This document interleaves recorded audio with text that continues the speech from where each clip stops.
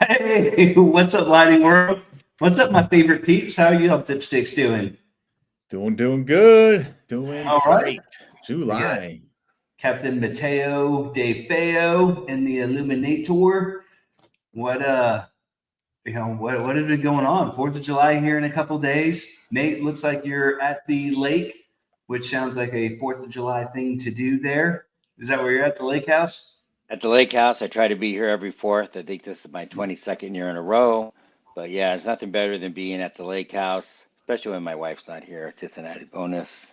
We all know that. So yeah, it's awesome. Super All right. happy. Note to self, edit that out. Nate does love his wife. So the good news is my wife never listens to this podcast, so I can say that with almost impunity, right? So good. Matt, how's business over there? I know you got a couple new hires. You're training. A couple new hires. It's been crazy. A little bit crazy for me because I'm personally training these new hires, and it was funny. I had a new hire started. He had to dig a post hole for a bistro thing. He's like, "Yo, is this something we have to do like every day?" I'm like, "Yeah, like we dig trenches every day."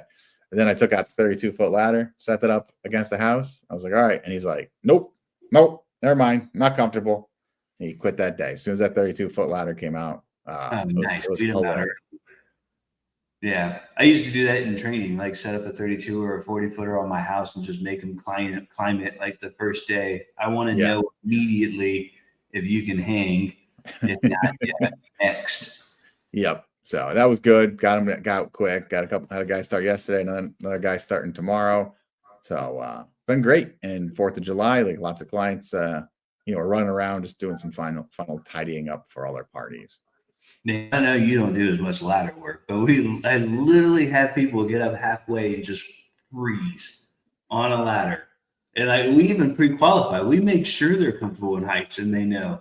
But it's one thing to say, yeah, I can get comfortable in heights. And then when you get up that ladder, if you're not comfortable, oh yeah. It separates guys pretty quick. Yeah, we used to do it. Yeah. We used to like ratchet strap it to, we had a 22-foot ceiling in the warehouse. So like we knew the ladder could not move, right? Just super safe. Like day one, I remember one person got up 4 rungs and literally started crying. I was like, help me down. No. I can't. It was epic, but you find out right away so you don't waste all that time training and all that money. Ladders can be super scary, that's for sure. All right. Well, topic for today, Nate. So, I mean, you and I kind of got dragged into this job, and I want to preface this because sometimes we only talk about the positives, and this is like a learning mistake, that even a veteran person can make and to avoid. So there is this fellow Glow Geeker, one of our Glow Geeks locations. He had sold this really nice HOA. I helped him through the quoting process. Nate helped through the design process because he was within driving distance to it. And we sold it. It was a big job. I think someone's dog's barking. Nate, you don't have a dog, do you? Not mine. I mute that? Huh. You can't hear me right now, right? Yeah, we can hear you. Oh my gosh, I'm on the wrong microphone. Oh, I didn't know you had a dog there, Captain Matt. Aye. So, anyways, scratch that. Matt's annoying ass dog. I know. Audio. So we're doing this job and we're helping this guy out, right? It ends up being 250 fixtures. I don't remember the total cost, 80 grand or something. It was a big job. And the HOA president, or not even the president, right? Just a board member, just from day one, just the contractor rubbed wrong. He kind of kept butting heads with them. And at the end of this, I don't know, being on site for 2 months almost, which this guy took his time. There's a lot of little setbacks. It shouldn't have taken more than a couple of weeks. But he ends up basically saying, what did he say, Nate? Like, he was basically about at the point where he's going to fire the contractor, which therefore Nate would be out 40 grand in material, or he'd have to go sue someone. the contractor put in all this work and he'd have to take everything down. Like, it was really turning into a nightmare. And all this could have been easily avoided had like a couple things have been done. So I want to talk through that. Like, what were the mistakes that we made? What were some of the things we did right? Thank God we did right. Otherwise, it could have been a real shitstorm. And yeah, that's kind of helped maybe the viewers learn from this mistake. I think the number one thing is, whether it's a residential home or there's a commercial job, but, if we go residential, there's generally no scope of work on a residential job. You're the designer, you're doing a demo, you're selling the clients a lighting portrait, a lighting composition through your design. Now, we get into an HOA, a commercial job, a hotel, something like that. Generally, there's a scope of work. The scope of work usually, right, includes like, hey, this is the type of material we want. This is what we want at safety light. We want to light up the sidewalks, the wall, the trees, something. So anybody that's bidding it is apples to apples. So I think mistake number one is not recognizing there's a scope of work, right? Which is no problem, right? So you're saying the HOA kind of left it open for people to quote, and everyone's going to be different. Someone's going to say there's 100 fixtures. Someone's going to say there's 400 fixtures. There was no apples to apples thing. Right. And if anyone's listening, like when Nate says scope of work, other synonyms might be like a request for quote, an RFQ or an RFP, request for proposal. And they dial it down exactly. We want 300 fixtures. We want this type of fixture. We want this type of wire, this type of rodent proofing, 3 fixtures a tree. Like, it's normally very exact. And that's what Nate means when he says scope of work. All right. So proceed.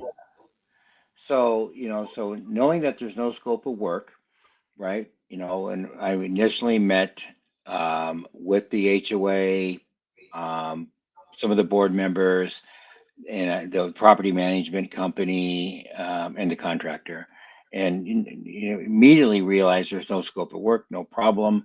So I gave them our artistic ideas about, normally a contractor is going to come in probably and bid 100 lights, and they're only going to do the trees. You've got probably a $2 or $3 million entrance, one of the best entrances I've ever seen. So it warrants lighting like you can't believe. I mean, just the block wall, which is close to probably 400 linear feet of the most beautiful white stone I've ever seen, that could have been $1 million. So that wall needs to be lit. So that needs 150 lights. So in talking with the HOA, hey, we're going to be at 250 lights. Probably your competitor bid's going to be at 100. So what we like to do is put up real lights in real locations, do a mock-up, a demonstration, so you can really see how the lights interact with the stone and the trees and so on and so forth. So they're all into that. So the purpose then, obviously, is to separate yourself and do a better design, and they see it on the mock-up / demo. Now, so the demo then ends up being a scope of work. The demo should be the scope of work. The demo should represent what you're doing. The demo should be articulated at obviously the demo night about, this is what our proposal is. We're going to light the wall. We're going to put 3 lights in every tree, so on and so forth. And then you have to document that proposal, and you have to take photos, and you have to clearly put those photos in your presentation packet and say the words, hey, this is our scope. This is what we're going to include. You've been at the demo. You've done this. You've seen that. So everybody's on the same page, so it doesn't turn into a light mirror. So fast forward, right? The job is 4 or 5 weeks into it. The wall is done. The wall's never even been energized, and they do a mock-up on the trees again. Well, a board member comes out and says, this sucks. This is terrible. Something, I don't know what happens, but words were said like, well, I guess we're just going to replace you. I guess we'll just get somebody else to do the job then. Well, those are very powerful words that if anybody's ever been in construction, when somebody threatens to kick you off the job, I mean, besides fighting, you better take those words serious, right? It was the tree that was the main complaint. He was comparing the one tree that had 120-volt floodlights just blasting it. It was super bright, and that's what he was comparing these lights to, which are not going to do that. They're not floodlights. They're not 120 volts. So he had a misconception or a wrong idea of what the result should look like. Correct. They had 100. Yeah, correct. They had 120 volt fixtures above ground, massive fucking floodlights, front lighting the trees, looking like daylight, bright like you can't believe, versus the type of lighting we do, subtle interaction, dimensional lighting, creating negative and positive spaces, way better looking. But in his mind, he wanted bright lighting, right? So So was the tree demoed because he closed it with those trees done the way we do trees? And like, I don't know the problem. So I'm glad you asked that, so the viewers fully understand. He did do a demo, which we call Glow Show within our Glow Geeks organization. He did do that, but this particular HOA member, who's kind of a thorn, was not there, and I don't think he was invited there because no one really likes him per se. So he should have been there, and that was like step number one that went wrong. Step number two is there were no pictures taken and included in the proposal afterwards. So those were like the two mistakes, I would say. Nate can maybe highlight some more. So, because I'm totally unfamiliar with the project, I heard some high level stuff on the Illuminati Lounge Club. So he demoed the trees, and then he was installing the trees, and then this person came out and was like, "This is ridiculous. I don't like it." Pretty much, the trees were the last portion of the job. So 150 fixtures have already been installed, and now we had 30 trees, 3 lights on each tree, 90 fixtures left, and he stops. He's like, "This is terrible. Oh, we need to pivot." Got it. Okay, understood. Because he was expecting in his head these 120 volt floodlight fixtures, super bright. And I don't think the rest of the board had a problem, but this particular guy did. So, Nate, I guess could continue walk us through what did you do? How did you have to step in? Because I know yours and my names are being kind of dragged in this because we had a conversation with them and assisted in the process, which we do, but it was not our job by any means. But yeah, so a couple of things before we go forward is anybody that's been in construction knows that through the progression of being on site and developing a relationship with whoever it is, could be a superintendent, it could be a project manager, it could be an owner, it could be anybody. So through the contractor being on the job for probably 6 weeks, I find out later that they're just butting heads. The contractor hates him. He probably hates the contractor. So this hatred is being developed, which is obviously magnifies the problem 10 times. Because we all know that when you start developing a relationship with somebody, you find out key things, what they like, what they don't. Let's turn lights on. Let's do all these things. So what I find out when I get involved in this, I get a copy of the text that was sent to the contractor that, hey, they're super unhappy, they're going to technically kick him off the job or replace him. I find out within a half an hour of making a phone call that the guy that's pissed, he is not part of the board. And yeah, it's true that nobody really likes him, but guess what the detail is that I find out within a half hour? He's in charge of the outdoor lighting. He's their expert on outdoor lighting. That's a fucking detail that should have been found out 6 fucking weeks ago. Yeah. And then you're pissing off the guy that's in charge of the fucking outdoor lighting. I mean, come on, you're a dipshit, when you're so stupid and you're butting heads with somebody that you think is not important, right? That's just dumb. So that was really the crux of the problem. And then that was such a massive detail when the president of the HOA told me that. It's like, holy shit, right? So anyway, knowing all this, and we all know that, lighting is very subjective. It's like, hey, Matt, if you guys are seeing this thing, I could say, well, I like Tommy Bahama like shirts. So Shane, I think you have the ugliest shirt on I've ever seen in my life. Even Matt agrees with me that doesn't mean anything. It's subjective. That's clothes. Lighting's the same way. It's very subjective. So, in his mind, because he wasn't at the demo, which how dumb that not to invite that guy in charge of lighting. We all know that when we do a demo, it doesn't matter. Let's break it down to the simplest demos. When we do a demo for a homeowner, we always want the decision maker there. Who's the decision maker, the husband or the wife or both? Well, I'm not going to go do a demo unless I know the decision maker's there. That's just rule number 101 when you do a demo, right? Decision maker needs to be there. So they elected not to, like you said earlier, Shane, they elected not to have that decision maker there. That was just a massive mistake. So when I, meeting them there, using that shirt technology, like I just did with you, Shane, I told that guy, Joe, hey, I think you have the ugliest shirt on I've ever seen in my life, blah, blah, blah. It's subjective. I think the sliding does not look very good over here. I brought demo lights up there. I repositioned the lights. Within 2 minutes, probably, everybody's on the same page. Everybody loves the lighting. It was that simple to go from, I thought it was going to be a nuclear war. I was prepared for battle, and it got diffused within minutes, right? No problem, because now we're on the same page. And now Joe is buying in on what he wants. And it came from, he did want it to be lit more. Now, it wasn't so much that he wanted to be lit more like Las Vegas, because what does bright even mean? We all know that someone says, I don't want bright, I don't want Disneyland, I want this, I don't even know what the fuck that means. There is no goddamn scale that I can look up and I have a chart that says this is bright, this is dim. There is no chart, right? It's all a perception in his mind. He doesn't necessarily, when I point out bright, and I'm looking at these 120-volt trees behind the wall. I said, you like that fucking bright? That looks like daylight, that's flat with no detail? Well, I don't necessarily like that, but I like how the whole tree is lit, right? Okay, so you like the whole canopy of the tree.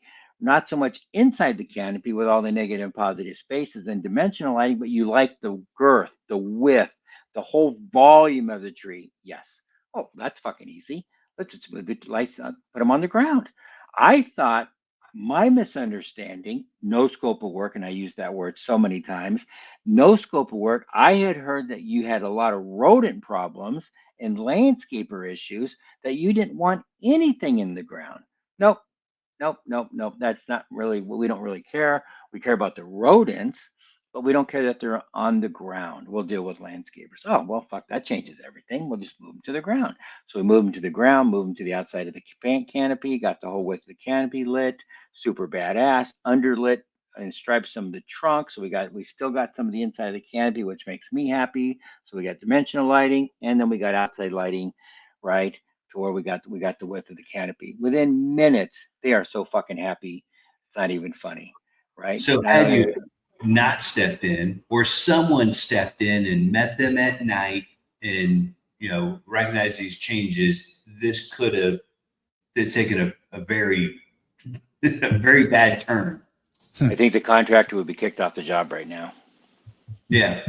So a little communication, would have gone really far. What are some of the things you would say, like if we were to take a lesson from this and teach everyone else what not to do, what would be some of the things what not to do? And then also some of the things that we did do, that kind of saved it in the event it was a nuclear. Well, some of the things in no particular order, I think. So I get involved because, I got involved. It was like you said, it was close to me. So I'm going to help the contractor out. I'm going to go up and help try to design it and then, make the property, which of course will make the property look better. We sell a lot of lights, right? That's what it's in it for me. So I hear that he's going to potentially get kicked off the job. I'm owed a lot of money, right? And it's like, holy shit, if the contractor gets kicked off the job, he's not getting paid. The contractor, does he have the money to pay me as a supplier, as a manufacturer?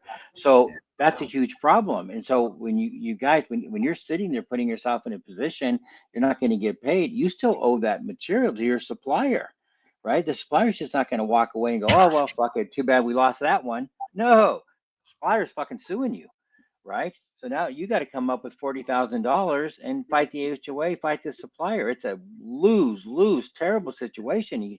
And the contractor wasn't taking this shit seriously, which was mind blowing, which is why I got on the phone. So anyway, so to avoid situations like that, you can do several things, in it's called a prelim. So preliminary lien notice.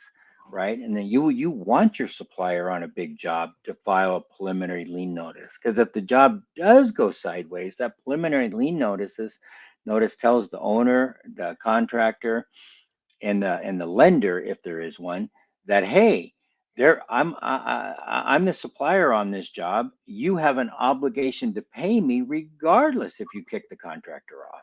So now it protects me as a supplier, and also it protects you as the contractor, that if something did go sideways, at least the material is getting paid. Because imagine not getting paid and you still owe fucking $40,000 in material.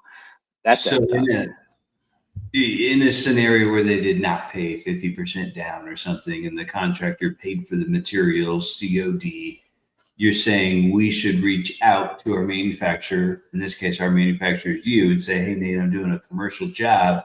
There's going to be no down payments, 30-day net. Can you do a prelim on this? And then you would step in and be, yeah, sure, I'll do a prelim. Yeah, protects everybody. And when you feel about that, or do they ever say, well, I don't want to go through all that. I don't want a prelim lien on my property? Is going to freak out thinking that you're filing a lien on their house. You just had your, I don't know what you did with your audio. You disappeared for 5 seconds. No, I was getting a call on my phone, and I put my phone on silent. So I don't know, maybe it's ringing through my computer, but I put my phone on silent. Yeah, it's on silent. So I don't know how it did that. Client perceived.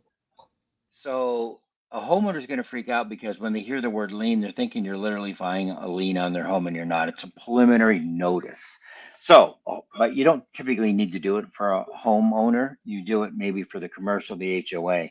They're in tune for that. People file preliminary lien notices on every job in construction. So they know what it is. They know it's just a notice, and they like it because let's just say, Shane or Matt, you're building something, building a commercial building, and you get a fly-by-night contractor, and you give him a 50% deposit, which I know all you guys are used to getting. Well, I'm going to use myself as the builder, and you want 50%, and it's $40,000, and I'm going to give you a deposit. I'm thinking, who the fuck are you? Why do you have to have 50% down? You don't have any credit. You don't have credit with your supplier that you have to pay COD. You're lying to me. There's no way you need 50% down. None, zero, none. So I know you're a liar right off the bat. Two, if I give you the 40,000 or 20, have to deposit $40,000, I give you that money. What reassurance do I have? You're not getting on a plane today, going to Vegas, doing cocaine and getting a bunch of hookers. How do I even know that? I don't. So why would I give you this money unless I had security, right? Now the security is, hey, the supplier filed a preliminary lien notice. I have no problem giving you the money if he demands the money. We're going to have a joint check agreement, right? You're going to give me a conditional release, right? Something. So I know that you're paying for the material, because there's so many things that so many fly-by-night contractors that take the money and run. And we all know that. It happens every day in the United States. So preliminary lien notices are super smart for all three parties involved: the supplier, the contractor, the owner, the lender, and before. So those are things that can be done. Very, very good. Now, the nice thing about getting a deposit, which we all know, is that you're ahead of the game, right? And you always want to be there. So when you're doing your proposal, right, or signing a contract, which if they're signing a contract, and typically HOAs don't have contracts, but if they did, you want to make your proposal as an attachment to the contract, and you want to clearly have a progress payment schedule in there for progression. Hey, when I show up on the job, I need X amount of money. Hey, when I get 30%, or the wall's done, I get 60% of the contract. So you get paid along the way, which then you need to make sure. Another mistake, obviously, on this job is, the contractor hadn't even built anything yet. The job's almost done. He hasn't even built. I mean, that's crazy. You should have. Right. You should have just to make sure and summarize. Okay, the prelim thing that prevents you from being screwed. It wouldn't have really helped in this situation. It would have helped it if it went further south. But he should have invoiced along the way, like in stages. call it, if it's $100,000 job, like he should have been invoicing $25,000 along the way. Well, just take the first weeks. So there's 150 lights on walls. So, as you know, we all know within one day, you could at least forget hooking up and running home runs, right? You could stake them and put them in the ground. Okay, well, when I have the light fixtures placed in the ground on the wall, I want $35,000. Done, right? So you could easily set up progression payments along the way, predicated upon whatever you figured, whatever the work is, right? Yeah, and then you're always ahead of the game. So now the job goes south. Just say that, right? Which happens once in a while for whatever reason. Well, now maybe he's been paid $85,000 along the way, right? He hasn't installed the 93 lights like we talked about, so they're not installed. He gets kicked off the job. He's gotten paid 80,000 or 80% of the contract, and he's still got 93 lights that aren't installed. He's even. Maybe he's made money, right? So, imagine what happened on this job. He hasn't paid any bills except his labor, right? And he still owes money of $40,000 on product. I mean, that's really bad, right? Going back, how could we have prevented this guy from getting upset throughout the process and got to the point 5-6 weeks in the install where he's ready to kick him off? What are some of the things we could have done to prevent that? So to recap, I think we already said it. You should always have the pictures of the demo, right, as part of your scope of work and what you're going to include, and because you represent it on the demo. And you clearly state probably in the proposal, which I do when I do a proposal, which is rare now. Hey, you were part of the process of the nighttime mock-up / demo, that you can see that we walked around the properties and looked at obviously the photos that represented in the proposal. This is what we're going to do. And you clearly say that in the proposal. There's going to be 3 lights on the tree. There's going to be equal spacing on the wall. They're going to be 6 inches away from the wall. They're going to be put every 6 feet apart, whatever it is, just like the photos represent, right? So that's first thing. 2, I think just like when you're doing any type of a job, you get involvement with the people, and you hey, we've got 20 lights lit up and energized. I mean, they're right there on site. You can always invite them to come out to see the progress, make sure everything's really good, right? Understanding there was no scope except your proposal. So, and 3, who was the decision maker, which I found out at the end, that the guy that missed the opportunity to see the mock-up was the head guy in charge of the lighting, and they hired him as an expert, right? And they go off his opinion. Like, right. Okay. Right? He's the guy that should have been there. So I'll add the things that should probably be on every quote. And the bigger the quote or the more commercial, the more detailed, like I kind of feel you need to be. So some of the things that we did right that probably saved us, in some, I say us, probably I was a part of this, but really detailing out the armored cable, in between the armored cable and the fixture, there's going to be some exposed wire. That was something that he was concerned about, that we put in the proposal. There's going to be a little bit of exposed wire. Another thing that we put is, the exact fixture we're going to use, because he, kind of wanted a different style of fixture later. Well, no, like this is exactly what we said we were going to use. And then we had a detailed schematic of where every fixture was going to go, the spacing between each fixture. So we had all that. So there was no way that he could complain or back out of that. And that probably saved our ass like a little bit. If things went south, that would have saved us. But it's just kind of these habits that you need to do on every job. We also attach a contract to every job. I highly doubt any customer actually reads it, but there is a contract kind of stating what we're going to do, when we expect to get paid, how a change order works. And lastly, I will say sometimes on big jobs, you say one thing 3 months ago during the quote process and you didn't change the proposal. I've done that lots of times, right? Like the customer said, let's take this section off, or, hey, you're here and my budget's here. And we kind of go to meet the budget and we trim some things off. But all the customer remembered is, hey, you demoed that area and it looked great. Why didn't you light that up? They don't remember a month ago that you said, No, like we took that off, Mr. Smith.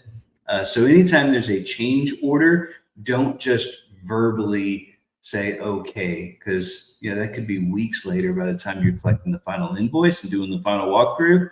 The customer's not happy. So rewrite it out, put a line item change order, make sure they sign it, so you're always like on the same page. Nate, anything else you want to add, So to I anything? I do. So one, I want to just reiterate what you just said, which is very powerful, change order. So in construction, before I became a full-time lighting guy, I did over $100 million in electrical work, had 100 guys working for me. And every day you would get change orders, not every day, but daily occurrence throughout different jobs, you get change orders. Well, and I can't tell you how many times this happened to me until I got smart, is at the end of the job, you give them a bill for $25,000 and could have been a $300,000 electrical job, 25 grand, 30 grand in change orders. They're like, holy fuck, what are all these change orders? Like, well, you added all this stuff. And they're like, go fuck yourself. You just now at the end of the job telling me I owe you all this money. You should have been change ordering me every single time there was an order, every single time that we made a change. So now they would tell you you're not going to do it. So you need to do a change order before you do the work. So that's super, super, super important because their memory goes fast, right? And now you have to negotiate, right? 25 grand down to fucking 5 grand, right? So it's just a lose for you. So you have to change order before you do the work. The other thing, getting back to where Shane, you guys did a really good job on the proposal, and you said a couple, 3 things. One, we did not say in the beginning of this call that one of the things they did say, which I did say, they had a massive rodent problem. So we offered them armored cable, right? They loved that.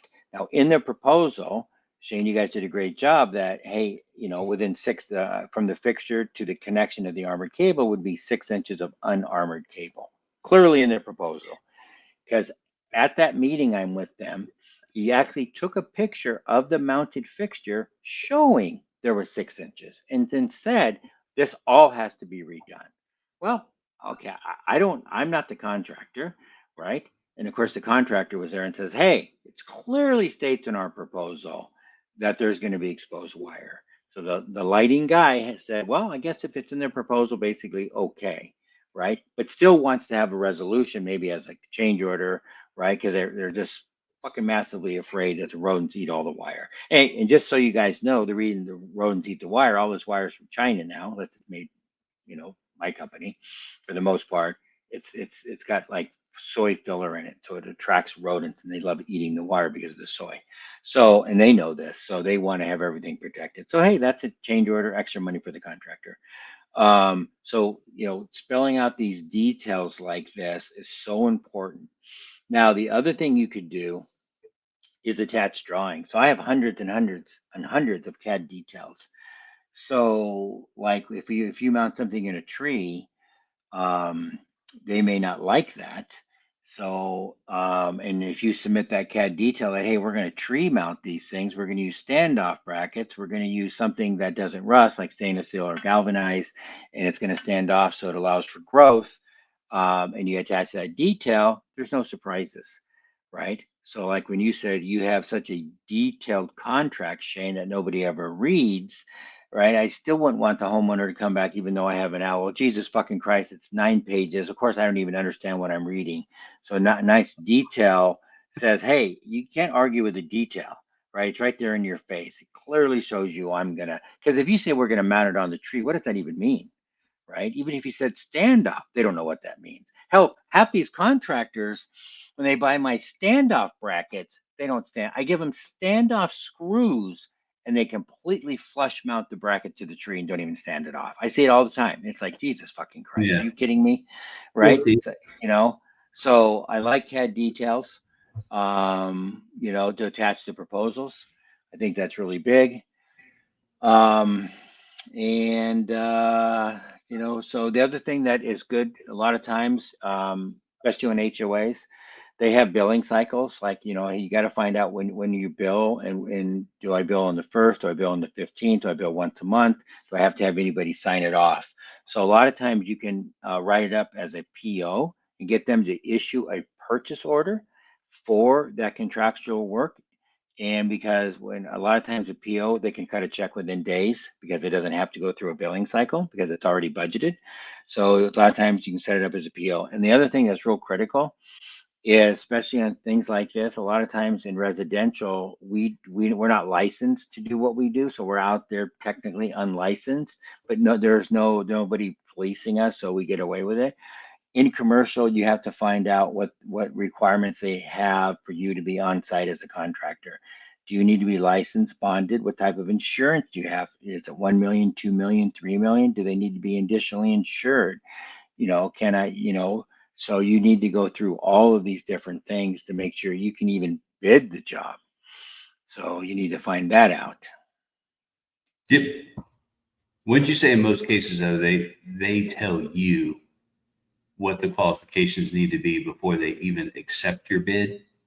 So at some point you would hope that they would, right? But maybe you've done 3 demos now and you spent 21 hours putting together a very concise bid. Then you submit the proposal and they're going, oh, I noticed that you don't have a contractor's license on your proposal. Just say that.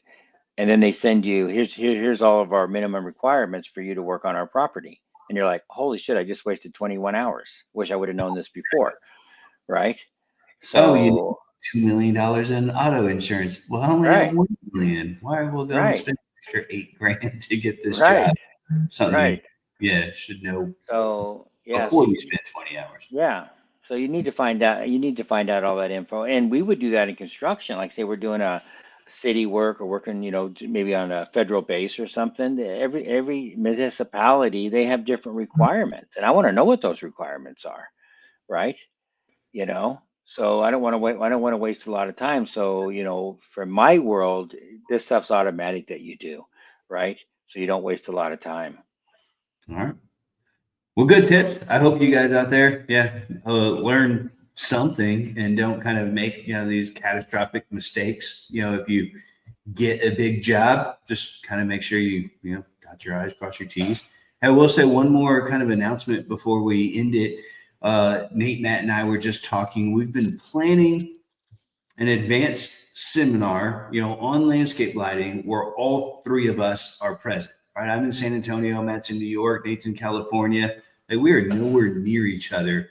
But we're all going to converge in February to do one kind of just epic, fun, advanced training seminar. It's going to be in or around San Diego, probably in the beginning to mid-February. Just kind of mark your calendars, more details to come. We're kind of, making sure we get all the details so we can, start getting folks to prepare for that. So it'll be a ton of fun. I always have fun when I'm around you guys, Nate. So can't wait. Yeah, it'll be epic. And just to throw this out there, if any of you guys think that you're interested, we will limit it to a number. I don't know what the number is, but typically it's going to be under 20, I would imagine. So there will be a number, right? So we don't know how many guys that want to come. I know that we do have probably 4 or 5, 6 guys that are interested right now. So if you guys are even remotely interested, might want to text somebody, Shane, or I don't know how you text from here, or hell if I know. How do you even contact Shane? They just come in the comment section below, whether you're watching this, as a podcast or on YouTube, or just reach out to, either Shane or Matt on Facebook. It's probably the easiest and quickest way. Or Shane at Glow Geeks or Captain Matt at Captain Matt Outdoors. So get a hold of us. Let us know. Hey, I am 80% interested, right? At least that kind of helps us know, to plan. And maybe we don't offer it to the masses, because we can fill our 20 up pretty quick. Yeah, and the other thing is then we have a contact. So as we start developing more of the itinerary and what we're doing and set dates, we know exactly to get you guys the information. So yeah, reach out if you're interested. All right, cool. I can't wait. Okay, me either. All right, peeps. Have fun. Sell some lights. Hope y'all had a good 4th of July. I know this is like 2 days before 4th of July, but it's not going to air then. So hope you guys had a great 4th. Go make some money. Nate, we'll chat soon, buddy. Happy birthday, America. And Shane, you do have a great 4th. All right, bud. Thanks, buddy.